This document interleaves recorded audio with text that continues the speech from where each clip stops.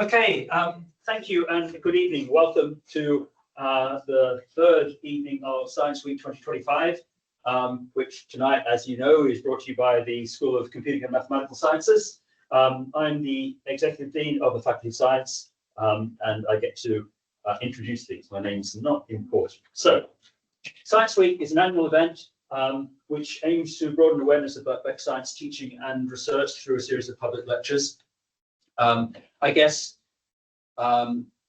mathematics and computer science is relative, well, with the restructuring, mathematics and computer science joined the other sciences, and so is now a part of our Science Week presentation. But our aim here is to appeal to a general audience rather than just our academic colleagues. And I think the events that we have planned for tonight and the events that we've had earlier in the week are sort of work towards that. So the audience is not just computer scientists or mathematicians. We have past students, hopefully present, hopefully future students, present students, and maybe colleagues as well from outside of computing and mathematics. Well, definitely colleagues from outside of computing and mathematical sciences. So, as I say, we've had two nights already: psychological sciences on Monday and natural sciences last night. Tomorrow we have, as the sort of final event of Science Week, we have the inaugural lecture of Professor Sanjeev Bhakhtar from the Natural Sciences. I'm hoping that some of you will also come to that. That's the fourth inaugural that has been held this season. So we've also had a program of inaugural professorial lectures this year. We had two others last week, Professor Davla and Professor Ferre in Psychological Sciences, one earlier in the year, Professor Underwood in Natural Sciences, and we'll have sort of some more later in the year, Professor James Hammond from Natural Sciences as well. I hope that you'll be, for the events in the past, they will be available on our YouTube channel. For the events in the future, I hope that you will consider coming. As I say, the events in the past, they go on our YouTube channel. It takes a little while to get them up there because we need to transcribe them, and AI is rubbish at doing the transcription. No, we need some manual intervention there to make sure the transcription is correct, especially when there are technical terms. Okay. A last thing before we continue, I guess, is I'd like to thank those who've worked behind the scenes putting this together, particularly Charlotte, who's sitting outside, I think, for making sure that absolutely everything runs to schedule and smoothly. And tonight to Felix Riedel as well, who will give the talk shortly. And I'm very, very grateful for that.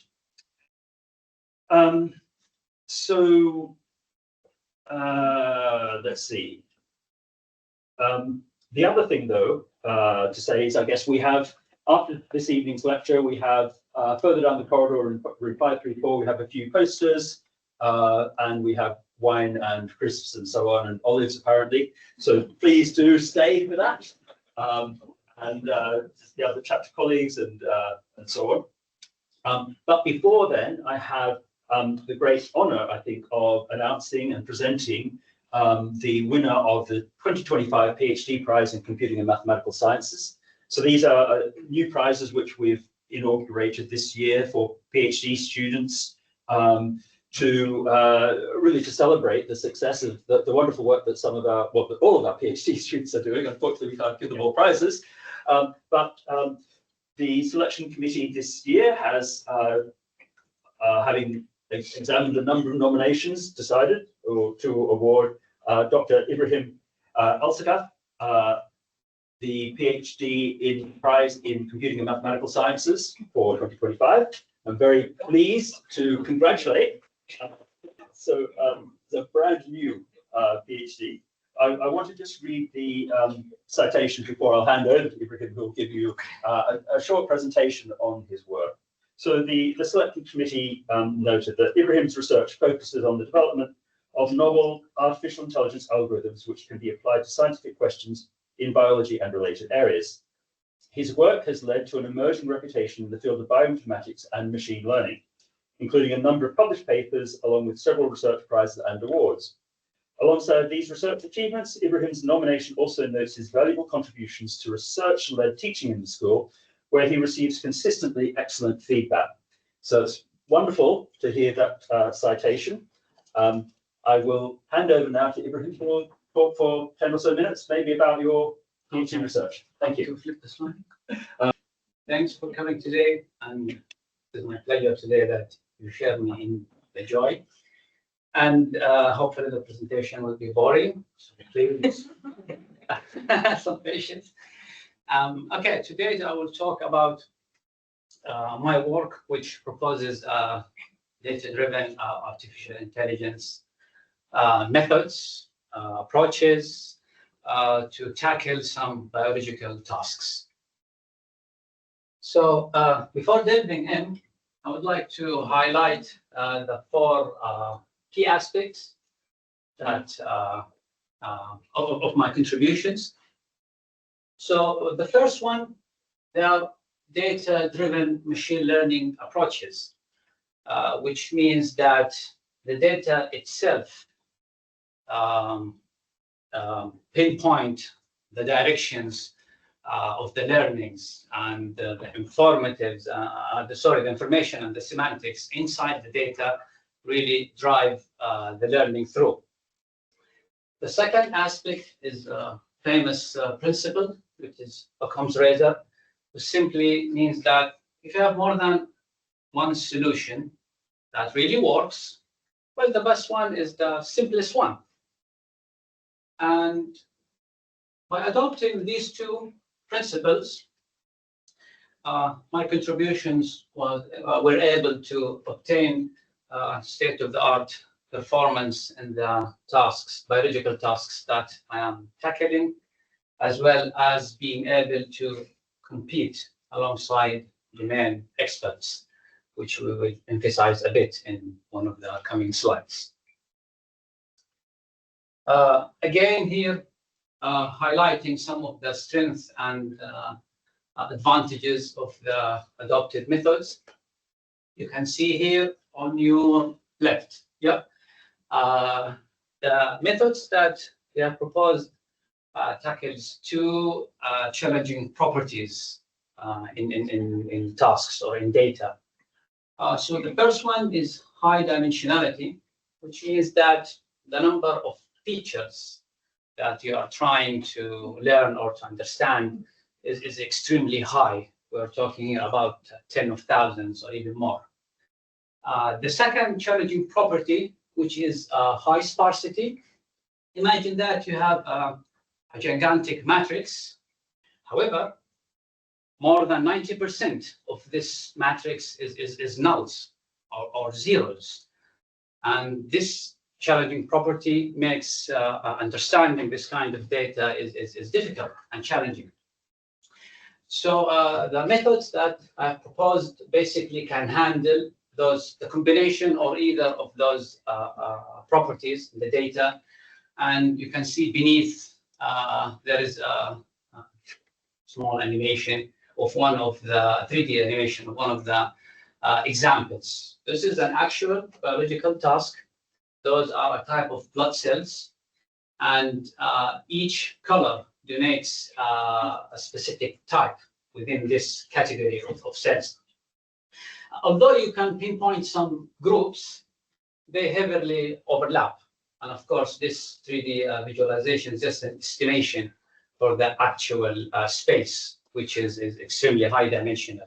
So this data set around 30,000, the number of genes or so-called features that we use to answer those type of questions. And on your right here, you can see that some of the advantages, which makes the methods proposed simple, applicable, and could be used by any person from any domain. So they do not require any prior knowledge. So this assumption is not valid. Secondly, no heavy pre-processing, no trial and error. Again, this is another key aspect. And the third one, we don't need to do some feature selection. Like it's commonly known that, okay, if you have like this high dimensional data, how about we select the most informative features and alleviate this curse of dimensionality.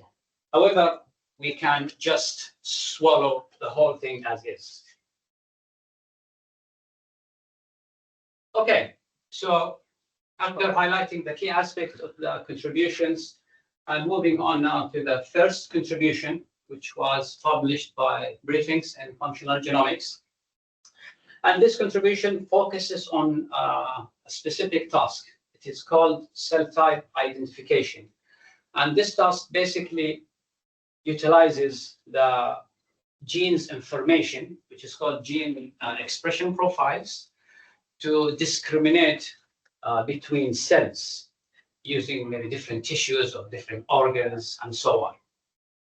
And what this method actually does, in the flow chart here, it adopts a learning type called contrastive learning, type of machine learning. And this type basically requires an important recipe, which is this bell shape, as you can see here, which is the Gaussian distribution, the lovely Gaussian distribution. And it requires this distribution to create two different views for each cell. And those views are denoted here on your right with the orange triangles on the sphere, while the views created by other cells are denoted by the purple triangles. So what we are trying to do, what is this learning paradigm is trying to do, is trying to pull those similar triangles together while pushing apart the other dissimilar triangles. So learning a new representation space or feature space of latent features that is informative, that can help me better discriminate between those cell types. And this work was the first contrastive learning based work that has been applied to tackle this task, and it obtains state-of-the-art performance as of 2024. And it is available as a free web service, and the source code is available on GitHub. Moving on to the second contribution, which is still under the umbrella of bioscience. However, it tackles aging, another trendy and I believe important topic. And this contribution focuses on the longevity effect of some age-related genes, and it predicts the pro-longevity and anti-longevity, which means that pro-longevity means that if those genes expressed more, your lifespan will be increased, whereas the anti-longevity is the opposite. And in this contribution, I've used an enhanced version of the learning paradigm used in the previous slide, where, as you can see here, two different Gaussian distributions are manipulated to make those views a bit harder to pull. So this encourages the learning further and then obtains a better quality in terms of the representation learned. And again, this is the first work that utilizes contrastive learning to deal with this kind of problem, specifically using protein-to-protein interaction networks. And it obtained state-of-the-art in this domain, comparing to other benchmarks and other methods in this domain. As well, it helped in discovering some new aging-related genes, and the source code also is available at GitHub. And this is a simple example just to give you a sense of this problem. So we have here 5 mouse genes, okay, not human, mouse. So we have 5 mouse genes, and our method predicted that they do affect the longevity in terms of if those genes overexpressed, then the mouse should live longer.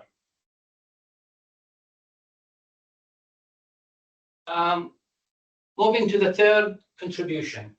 The third contribution relates to the first in the sense that it is still tackles the cell type identification task.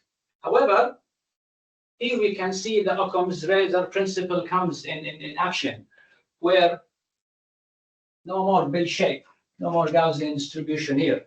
So this method does the same in a simple manner without the need of any augmented views.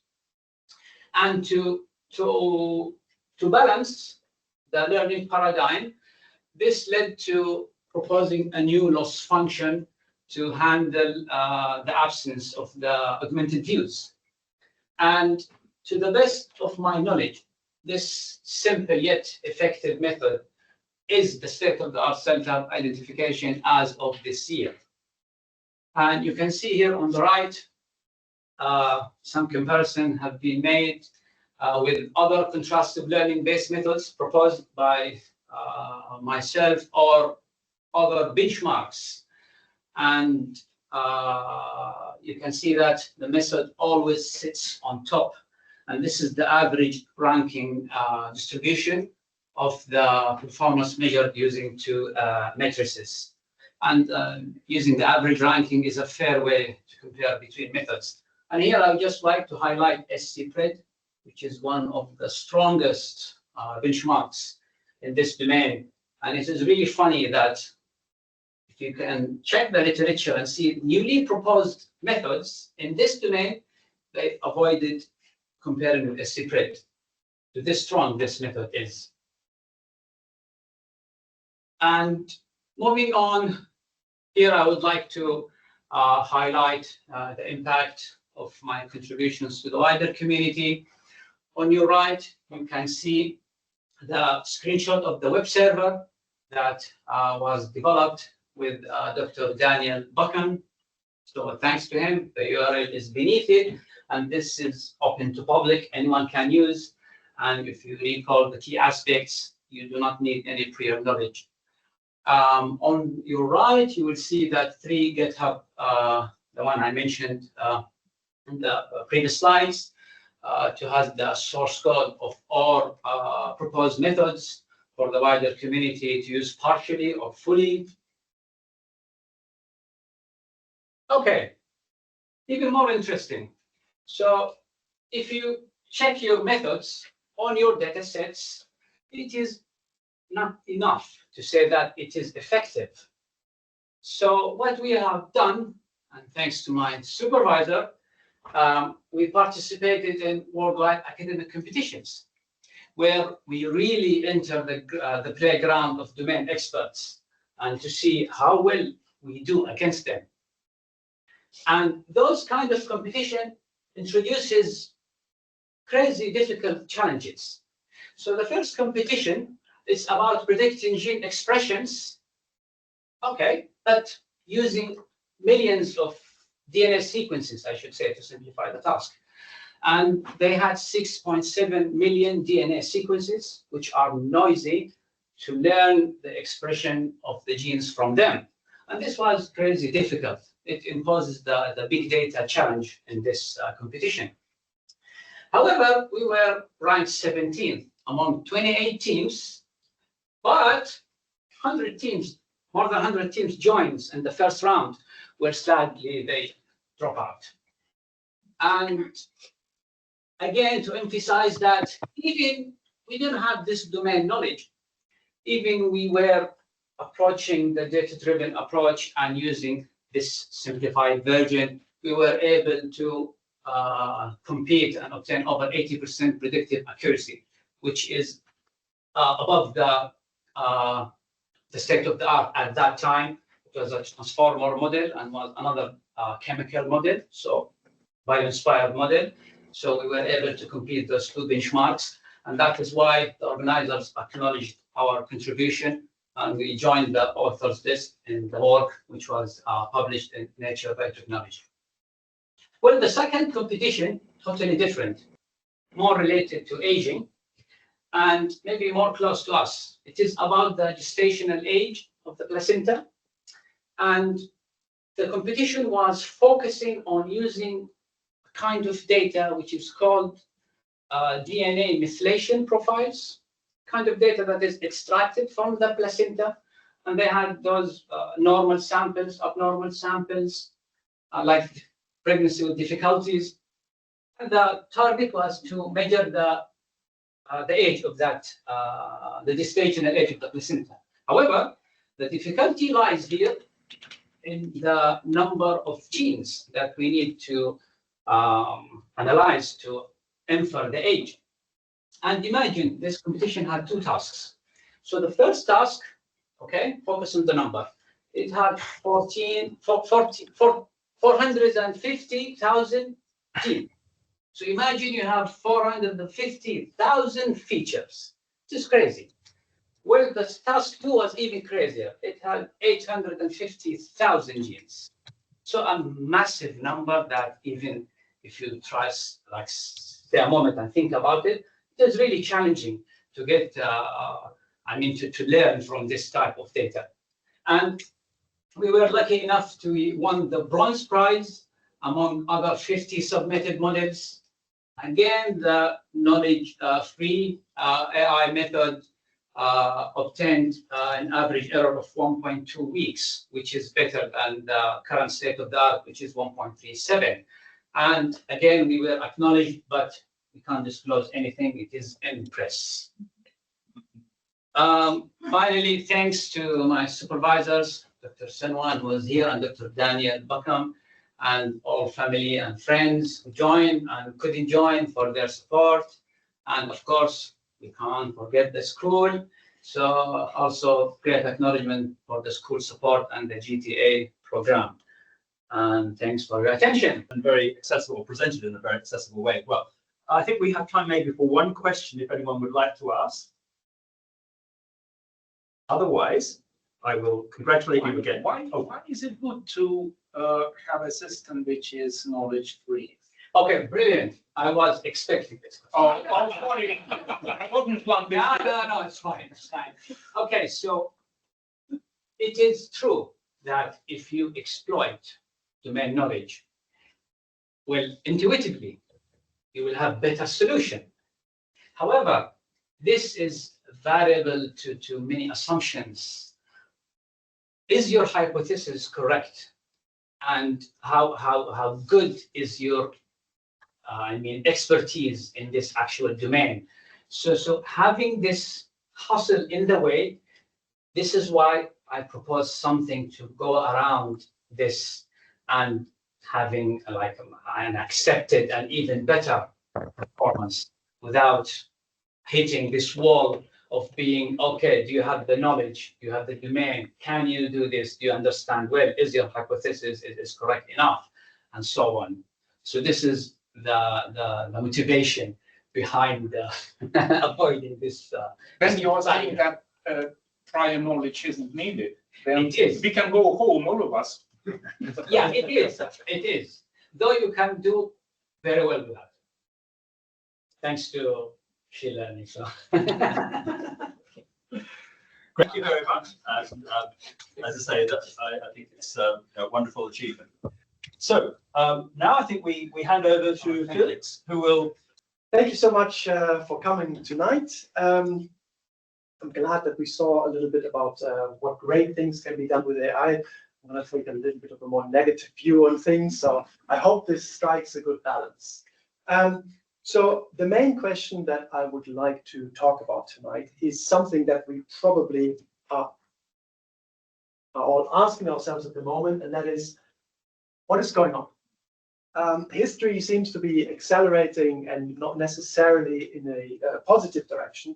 There seems to be a big rupture in politics and society, and while technology might not be the primary cause, surely it is somehow implicated. And the general question of what is going on is far too big for me to tackle. Yeah, I'm also not the right person for that, but I hope that I can shed some light on the technological aspect here. And I specifically want to talk about artificial intelligence, the technology that will change absolutely everything if we believe the hype. When I'm saying artificial intelligence, I'm really referring to the most recent, like generative AI and large language models, not the much more solid AI that Ibrahim was using in his work. And I hope that I can, that you all leave here with a slightly better tool set to ask questions about technology and specifically AI, more than simply asking like, what is going on? I don't understand anything. So this talk is my attempt of making sense of the things that we see going on around us and hopefully make them more comprehensible. And to get a better understanding, I would like to take us back to the early days of computing, specifically, of course, Andrew Booth's computers and Kathleen Booth's programs. So in the 1940s, when Andrew joined Birkbeck, we had electronic calculators. That existed, but they lacked the kind of generality that we expect from electronic computers. So you could do certain small computations and they would aid you in that, but there would still be a lot of user interactions at every step of the way. So you were always limited by what the hardware was capable of doing. So Andrew Booth was hired by the chair of physics at Birkbeck, John Desmond Bernal, in order to mechanize very tedious computations that arose in the application of X-ray crystallography, which was a field that Bernal had pioneered. And specifically, it's this type of calculation. It's something called Fourier synthesis, the opposite of Fourier analysis. Essentially, you take an X-ray measurement of a crystal, and it looks something like that. And from this pattern, you want to recompute the density of electrons in your sample. And for that, you have to do a lot of mathematics that were very tedious, and even with some kind of mechanical help, would be very challenging to do. So it took a long while. Andrew's task was to automate this process, right, in order to have a better throughput. Clearly, the computational part was the bottleneck here. And because you probably want to change what you exactly have to compute at times, maybe your experiments change a little bit from type to type, from sample to sample. Ideally, you would want to have a machine that's a bit more flexible, right? That you can maybe program or at least change its functioning. And Andrew's first machine was the automatic relay computer, which still leans more towards a calculator than a computer, but it was a very specific one. Namely one that you could feed numerical input via a paper tape with punched holes in it, and it would perform this Fourier synthesis for you. So already automating that part of the computation. Now, after spending half a year in the US at Princeton and talking with John von Neumann, which my colleagues here will know, about his ideas of constructing computers, he came back and modified this computer, the ARC, in order to build the ARC-II, and then later he called it the SEC, the Simple Electronic Computer. And the SEC was apparently constructed by a student, but it was never operational. But then the next iteration, which was called the APEC series, was realized a total of 6 times. That's also the computer that you see in the background, based on relay. So that's the processing unit. So huge thing. So this computer was built a total of 6 times, and it was in operation. It was also modified and then called the Hollerith Electronic Computer, and was sold by the British Tabulating Machine Company. And they sold apparently around 150 models. So this computer was actually working out in the world and doing computations. So Andrew, following other pioneers at the time, built one of the first programmable computing machines. That is a machine whose operations could be modified almost arbitrarily by issuing machine commands. For the APEX, this took the form of feeding it a sequence of binary numbers, which tell the computer what to do, as well as you would feed it the data, either via punch cards or via teletype, which I looked it up. I'm too young to know what that is. It's essentially an electronic typewriter, so what we would call a keyboard, where you could issue commands to something. So you can imagine that writing programs like that, issuing kind of binary commands to a computer, is a very tedious process. The programmer has to have a very detailed understanding of the hardware. They need to know exactly what this hardware is capable of and how to address it, and how the different operations would change the internal state of the computer. And these programs that you would write, they wouldn't be portable. You couldn't take them to a different computer and run it there, something that we take for granted nowadays. Even if you would modify your own computer, maybe to extend its capabilities, chances are that the old programs wouldn't be compatible anymore. And here, Kathleen Booth had a very elegant solution, I think based on a kind of mathematical intuition and the way she liked to think about these programs. Namely, she designed the first, what we would call assembler. That is a program that runs on the computer, which takes code as input, right? Very primitive code in this direction, and translates it into machine commands. So this is a brilliant idea for two reasons. It makes the programs more portable from one computer to another, from one generation to another, as long as you can port the assembler. Right? So that's the one program that you have to port by hand. All of your previous programs would be read by the assembler and could be translated to the machine commands. Second, it also opened the door for certain optimizations, which is nowadays very important, but even back then, so I looked up the memory that these things would be using. So the part where the program would go into after you fed it to the computer and where the computer would receive it to operate in it, was a magnetic drum memory. So imagine like inside of this thing, a spinning magnetic core with read and write heads on top of that could read and write into this memory. And if you execute a task on the computer, this thing keeps on spinning. It doesn't stop, right? So, and that takes a certain amount of time. The computer has to perform an addition, multiplication, whatever. So in that time, your drum would spin further. So ideally, when the computer is done with its computation, the next instruction that it needs to read from the program should be where you are right now, where the drum is right now, in order to get it. So otherwise, you have to wait until it rotates around until you get to the right position. So the layout in memory of the program is important, right, for the timing of the program. And that was a big thing back then, to try to get a program into a layout that is optimal for reading in this magnetic memory. But that's very tedious and quite complicated to do by hand. But if you have an assembler and you feed it a very basic code, it can figure out what a better layout might be. If it knows about what you program it to know about how long do instructions take, what are the physical properties of this drum memory, and so on. So it can do that for you.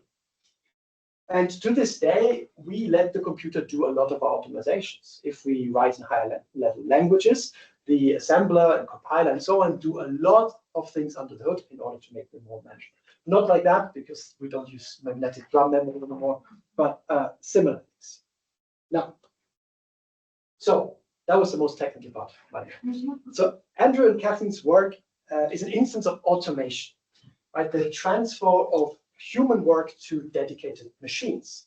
Andrew built hardware that automated computations, and Kathleen built an assembler that automated parts of the machine's program. So an assembler lets us talk to a machine in a slightly more human way. Not much, but it's progress. You don't have to type in binary numbers anymore. So it can abstract away some of the machinic elements, like the concrete codes that you need to use, and allows you to use shorthands that are easier to remember. So now we operate on the model of the machine instead of the machine itself. Yeah? And the machine then takes our instructions for the model and turns it into instructions of the machine itself. And then if you look at kind of going forward in time here, we have some machine code here, we have some assembler here, and now we have some higher level languages. So those higher level languages are relying on the previous iterations of innovation computing languages. They're much more like a mathematician might maybe think about things. We have variables, we have functions, we have things like recursion and so on. So very useful things that abstract even further away from the underlying machine. And the computer takes this language and takes it all the way down to machine commands for us. This frees up some cognitive capacity. So if you think about programming something very complex, like a web browser, for example, I don't know whether people are aware, but web browsers, incredibly complex pieces of software. If you would have to do this in assembler, I don't think anyone on this earth could do that at this time. But in higher level languages, that's much more feasible. It also means higher level languages are much more easy to understand. So you can work in bigger groups because other people can share in the work. Now, that was looking forward. We can also look backward from the Booth's time to previous iterations of technology that fed into the development of computer. One strand that we can pick out is how weaving influenced computing. Because if you look at manual weaving that at some point got automated into what's called hand weaving, it's done with a big loom, but it's mechanical, and then into something called a power loom or a jacquard loom, which now reads in the pattern that is supposed to be woven with punch cards.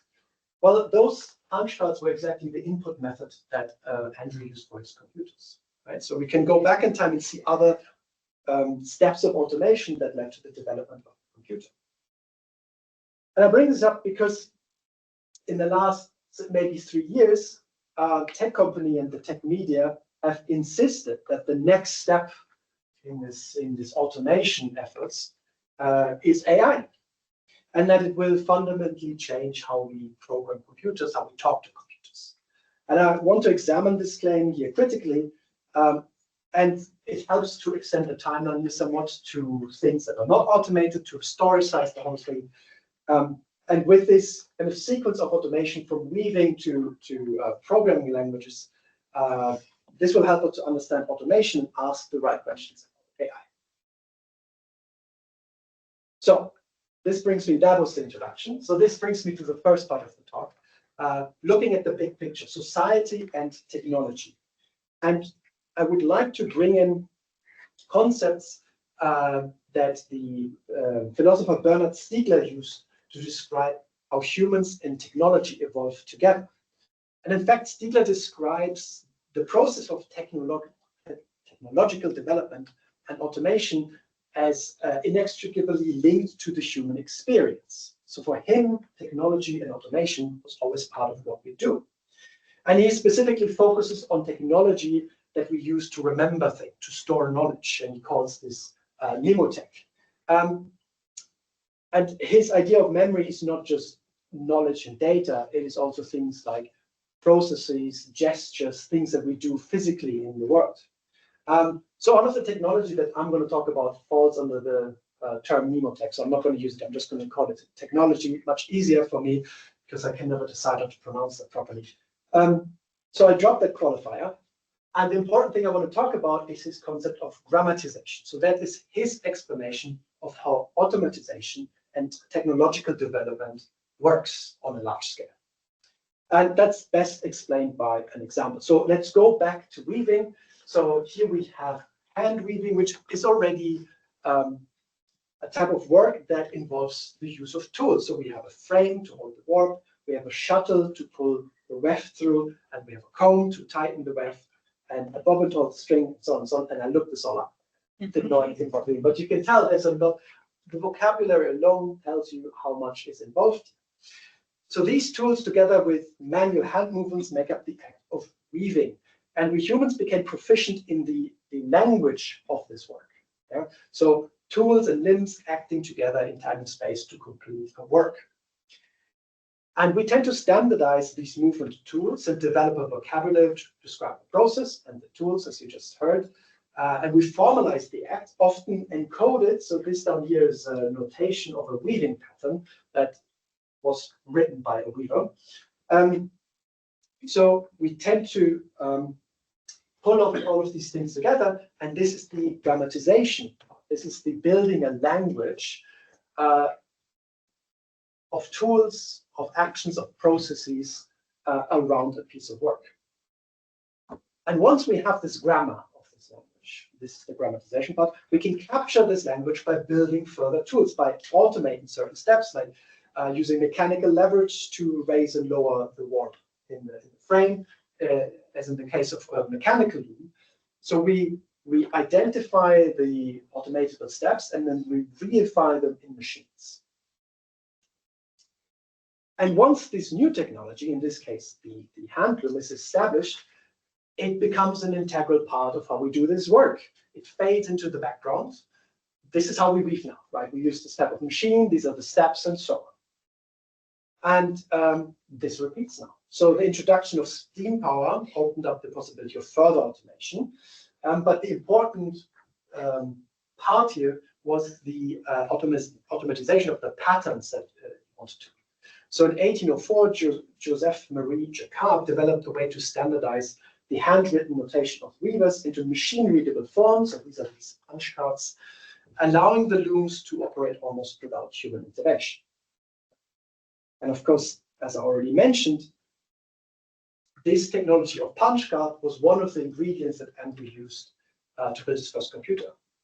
And we can conceptualize this computer itself as a grammatization of the mathematics that Andrew sought to automate, this Fourier synthesis But of course, his computer went further in a way, right? That was his first iteration, but the later computers, they really automated doing arithmetic, just in general. And Kathleen grammatized feeding instructions to the computer. So quite literally developing a language and a grammar to issue machine commands. So over and over again, we see how new technology is born out of the grammatization of older technology and how we integrate new technology into our grammar or language of work, which frees up mental capacity, or which we then use for further automation. So this is the important idea of grammatization.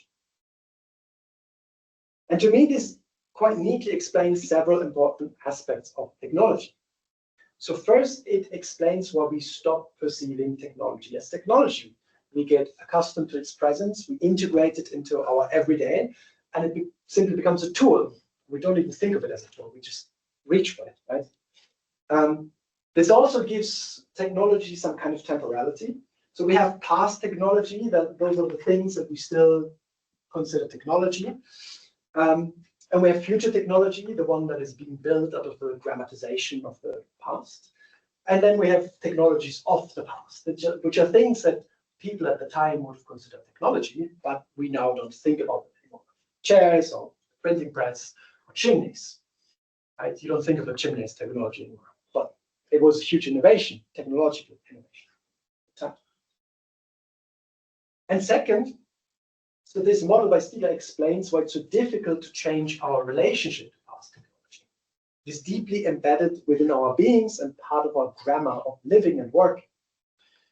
And changing the technology means adapting how we think and perform tasks with these technologies, and they're deeply embedded into our brain. So now this picture by Stiegler, kind of this progress of technology, this solidifying of technology, congealing, it might paint a certain inevitability of automation. And I think Stiegler proposed exactly that. Automation is inevitable.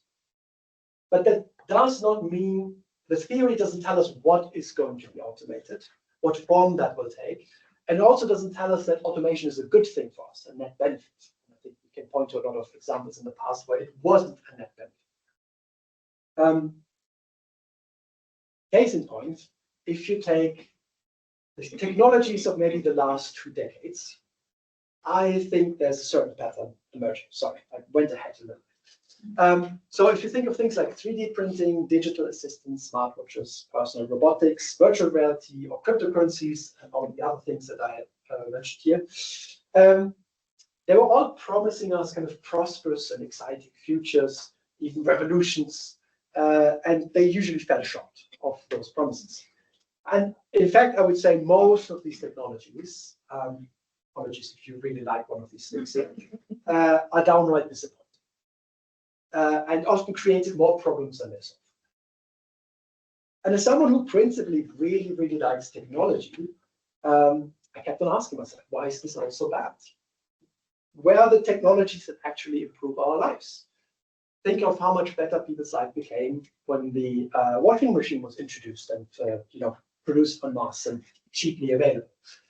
And can you think of a single technology in the past 20 years that had such a positive impact on our lives? I personally can't. I would be happy to hear examples later on.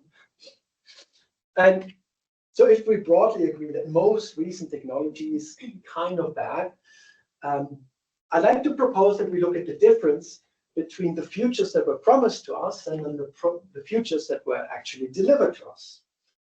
And I like to call this the hegemonic vector. So this is the sum total of hegemonic forces that steer us away from truly exciting and life-changing technologies and instead delivers disappointments.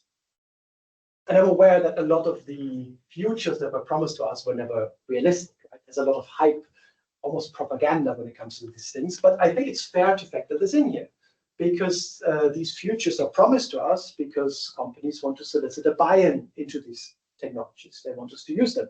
And we might not use them if we have been promised these exciting futures. So I think it's fair to include the hype and propaganda into this difference. Now, this is probably the most important thing that I want to say in this talk, but I have much more to say, no worries. this technology is not some kind of neutral battleground where like the most some neutral playground where the best approach wins and the thing that is best for all of us is implemented. It is an inherently political battle. And nowadays, I would say technology is one of the primary locus of power. You see who attended Trump's inauguration in the White House. You can see, where the power is concentrated. And accepting that this is a battle, like what technology gets implemented and how does it get implemented, means that we should think about whether we can resist parts of this. And this is the important thing that hopefully everyone takes home tonight. Now, so we've used Stiegler's basic ideas to outline kind of the machinery of technological automation, progress. And now I'd like to look at what I proposed earlier, this hegemony. How can we make sense of this between the difference between the futures that were promised and the one that actually manifest? Because at times that seems very erratic. Like it doesn't make sense to me what kind of technology makes it in the market and what doesn't. And here I'd like to bring in the American feminist scholar Donna Haraway, in particular her very famous 1985 essay, A Cyborg Manifesto. And two ideas from her text are very useful here. Those are the informatics of domination and the cyborg theory that she proposes. And we'll come to cyborgs because it's also very, very useful. But first of all, I want to talk about the informatics of domination. So what she did there is, in A Cyborg Manifesto, she notes about 24 different shifts that she observes in the transition from an industrial society to an information society. She puts it differently. She calls it from organics of domination to informatics of domination. And I picked out 7 of these because I believe that they illustrate the directions of the hegemonic vector very well. And you could say that these directions form the important dimensions along which this vector operates. So I'd like to take you through all of these 7 different directions, convince you that they're relevant and that they're also relevant to AI.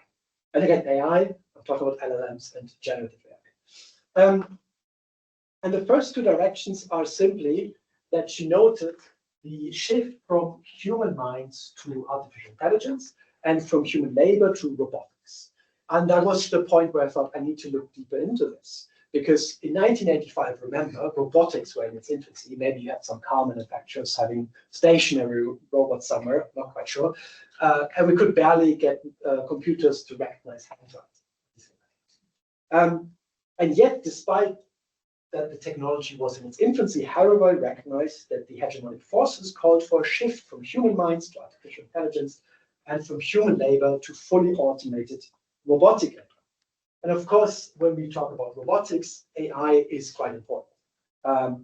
Not necessarily the LLMs and the generative AI, but the technology of deep learning and neural networks seem to be very good at capturing robotic motion and interpolating between different motions.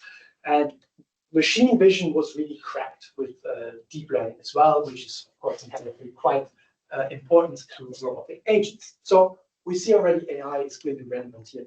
And I want to move on to the slightly more interesting directions. And the next direction that Haraway tested was the shift from representation to simulation, which is a little bit abstract, but I think I found a very good example. If we look at Facebook in 2005, let's have a look if you weren't there. So Facebook in 2005 was really a project of capturing people's basic information, representing the information, and the friendship that they had with other people. I mean, that's a very positive spin. I know Facebook is highly problematic, but that's at the core of the idea. It's representation. You're representing something real. If you open Facebook now, which I don't do anymore, but I took a screenshot of something online, really you don't see your friends anymore, right, in Facebook. You see algorithmic generated or algorithmically collated content for you. You see influencers or professionals doing things there. You see advertisements. You see automated content these days. So it is just a simulation of these things. It moved away from representation. And Yves Moreland knows, if you heard about the recent interview that Mark Zuckerberg gave, he said, or he proposed that Facebook should supplement people's real friends on Facebook with AI friends. Because according to him, Americans don't have enough friends. I'm not quite sure where he gets that from. So, and we can read this shift from representation to simulation in many other ways. Politicians have become much more beholden to politics of gestures. So a lot of political debates nowadays are really designed around sound bites, things that can be recorded and shared in kind of short form video content like TikTok. So again, less representation, more simulation. Or we can look at financial systems. The stock markets used to represent real material goods, maybe produced in the future, but still. And today they kind of reflect investors' feelings about the future or something like that. And I think generative AI is really the epitome of simulation over representation. First of all, in its use, so generative AI is used by political actors on social media to create whole new realities by images, videos, deepfakes, and so on. And nowadays also chatbots, right, that just pretend to be users and commenting things.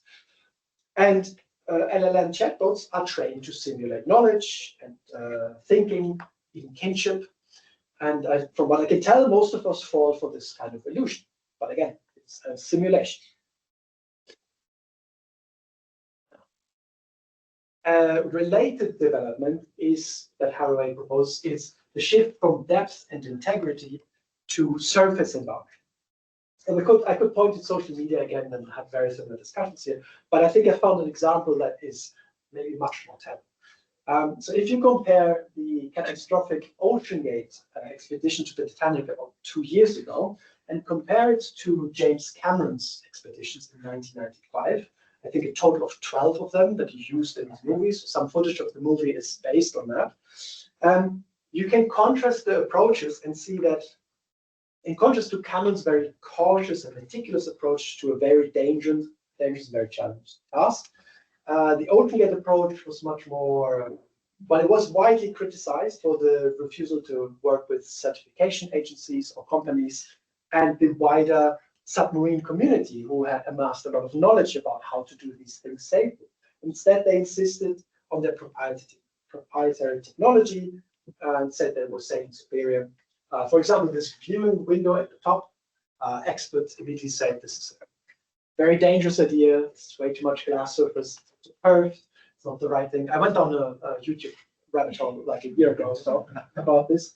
Very interesting. But from that flow, a lot of very questionable design decisions. And again, it was because people were supposed to look out at this, right? It was all about the surface and the boundaries. So, and this design attitude that flowed into this catastrophe, as far as I can tell, is bleeding over from tech companies. It's the move fast and break things spirit that developed in startup culture and then got lifted into the big tech companies.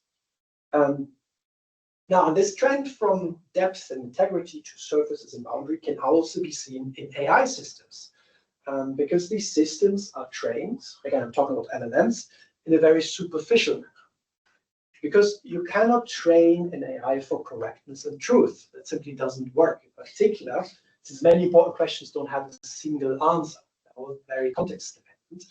And in this high throughput training process, you don't have the time to do that. You don't have the data sets to do that, really. So instead, it's trained for plausibility, for superficiality. And sometimes these things align, and sometimes they don't. And the result are systems that, no matter the question, answer with some unwavering certainty and often make mistakes because they're simply incapable of saying, I don't know. These things cannot do that. And this training against plausibility instead of correctness is also reflected in this direction, this dimension that Haraway proposes, the shift from perfection to optimization. I think perfection is kind of a term that fell out of use recently. At least you hardly ever hear of it. And one reason for that is that in order to talk about perfection, you have to have some kind of common idea. And that has been largely lost in the post-World War II era. So neither religious ideals nor secular ideals have survived. And even the very shallow ideals of market liberalism of the last decades seem to be dead now. So without an ideal, you can't talk about, well, an ideal shared by many people, you can't talk about perfection. So instead, we live in a time of improvements, of optimization, of making things slightly better in some direction, and often by using metrics that capture like a very narrow view of life, right? Which is why these things often cause so much pain. And I mean, AI fits neatly into this. It promises productivity increase and increased efficiency, which probably holds true if you measure them in a certain way, if you use certain managerial metrics. But notice what it doesn't promise. It doesn't really promise a better life or more joy or even just less stress. Which leads me to the next movement, and this needs some explanation, but it's very interesting. The shift from hygiene to stress management. This didn't make sense to me at first. But if you think about hygiene, so Haraway doesn't say hygiene is replaced by stress management, but that some of the functions that hygiene used to take in our societies have been taken over by stress management. If you think about hygiene in industrial societies, it was important to set some universal standards of how people should care for their bodies, because industrial society wanted workers to function longer, be able to survive in very cramped environments without spreading diseases. So, of course, the hygiene also benefited individuals, no questions about that. But let's not pretend that these large-scale efforts were out of pure kindness, right? They were economic necessity. And today, the probably largest productivity killer in that regard is now stress. So stress management has become imperative to maintain profitability, except that we're kind of left to our own devices. At least that's how it feels. There's no large scale that solves stress for once and for all, right? And AI plays a pivotal role here. For example, the current UK government thinks that in order to tackle the NHS shortage of mental health provisions, they should be introducing AI as therapists. And yeah, I have strong opinions on that, but I don't have time to get into that. And maybe we might see AI as a way of escaping stress, of reducing stress. And that might work momentarily, but I'd like to remind you of past technologies where we thought exactly the same thing. If you think about online meetings or Slack chat rooms, cloud documents, mobile apps, and even at some point, we thought that emails would solve our stress, which is quite funny. And AI in all of its form will go the same way. Maybe there's some relief right now, but at some point, once it's fully grammatized, the stress will return, I promise you. Now, the final shift I want to look at is the shift from heat to noise. That's again quite abstract, but if you think about what was at the core of industrialization, at least on the mechanical part, it was the creation, the concentration, the management, the dissipation of heat.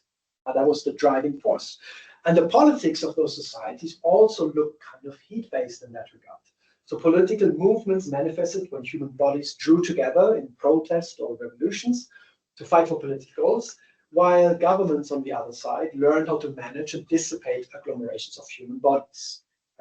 Mechanics are very similar. Information societies instead are founded on managing noise, that is, finding signals in vast noisy data through filtering and modulation. And the politics of information societies are those of intelligence services. Political movements are rendered harmless through filtering and modulation, disruption of communication, and so on. Spying on us is kind of the short summary. And from this perspective, AI is an incredibly dangerous technology that could automate a lot of these surveillance efforts, because it kind of bridges the gap between pattern recognition and computation, in human language, machine language. And it doesn't matter whether these machines are going to perform well, it is good enough that they perform the task plausibly. Yeah. And we know from plenty of examples where computers have been used in efforts like that, that machine commands override material reality. So, in summary, these are the 7 dimensions from Haraway's work that I think help us take apart this hegemonic vector and understand what is going on with individual technologies, and particularly AI, in a little bit more detail. It's sometimes good to focus on just one of these aspects instead of the total whole. And each of these dimensions also gives us a way of thinking about how we might resist certain changes, or at least in part. Yeah.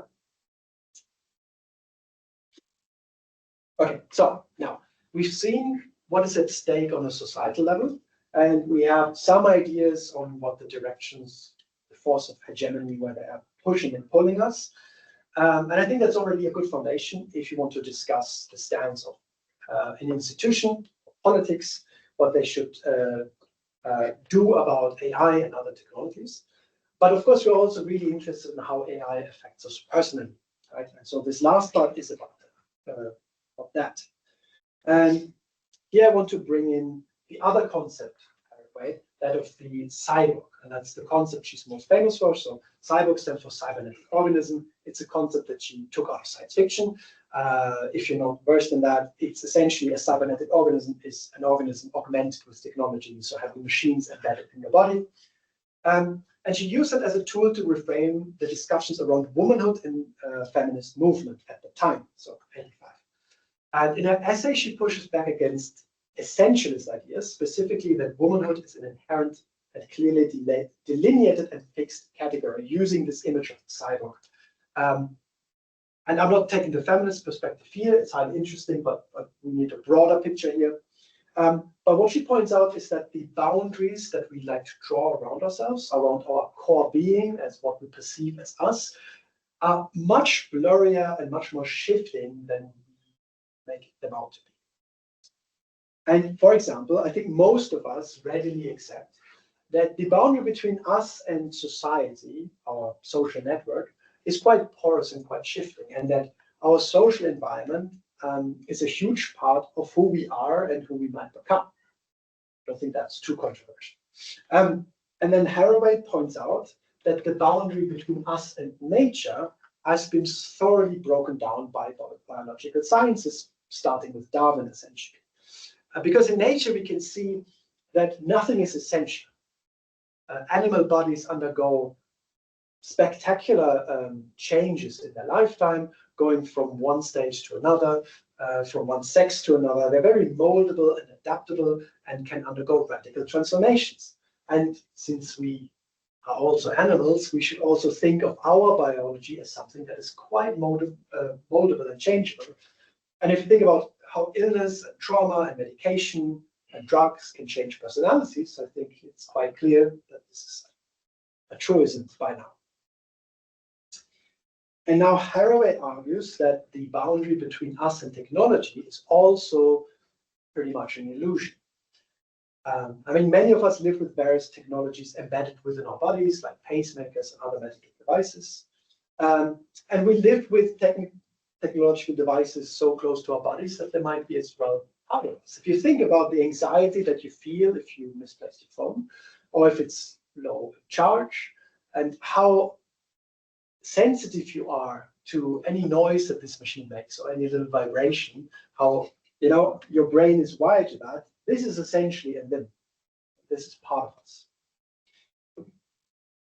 But it doesn't mean that technology must be physically close to us in order to become part of us. Think of all of the software that you use daily to organize your life, emails, calendars, and so on. And that's probably running in some faraway data center. So Haraway tells us that we should think of ourselves as cyborg, as cybernetic organisms, to think that all of this technology around us is actually part of us. And think of all of the systems that you use regularly, and try to think of those things as part of yourself. So that is your cyborg being. And Haraway highlights that being a cyborg has potential for liberation and oppression. Things that are designed to maybe oppress or control us could be used also to free us, but that means that we have to reflect on the things that we let close to us and that we integrate into our being.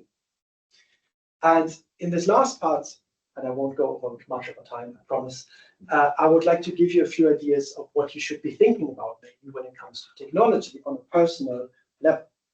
And the first thing you should consider is the cost. And I'm not speaking about the monetary cost or the environmental cost, both very important topics, but we don't have time for that. But I want you to think about the personal cost that you're paying.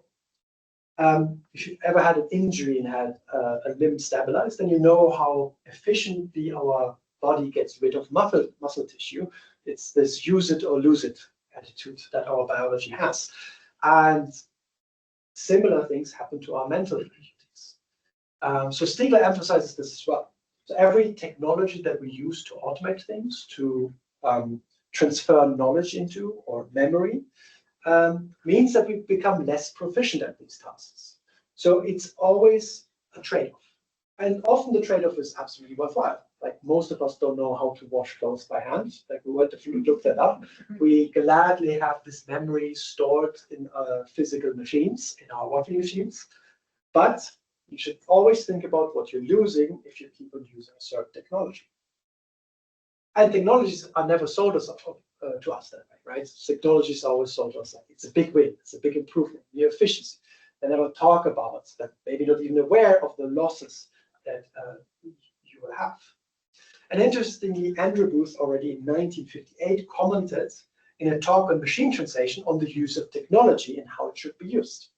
Quote, "The optimum information retrieval system is one which I should like to call a symbiosis of man and machine. Cyborg. Men do something very well that machines do very badly. One should not use machines for such purposes." I apologize for the antiquated language. I want to change the quote. We should read humans in our language today. So he proposes just to look at what machines are bad at and what are good at, and according to that, make choices. And I wish it was still this easy today, but technology of the past had much more clearer limitations than technology has today. And specifically when it comes to AI, this question becomes much more fine-grained. Because AI is not a single tool.